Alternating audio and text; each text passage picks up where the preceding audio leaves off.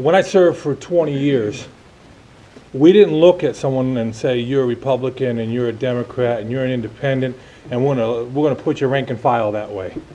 You were a soldier, a sailor, an airman, and you did your job. Now, we elect Senator Fischer to go to D.C. That's what I expect for her to do.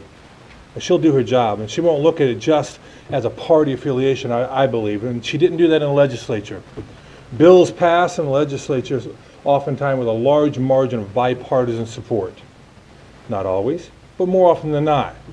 And I expect that when she says she's going to look for ways to take that priority on veterans and fund things through whether it's efficiencies gained through stopping having $5 million spent here and there.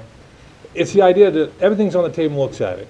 Just like a field command would look. You look at all your options. You don't have a bifurcated process where you look for your friends or your enemies to do things. You just get the job done. And I saw Senator Fischer do that in the legislature, and I expect she'll do that up on the Hill for veterans, for Nebraskans, and for Americans. Thank you.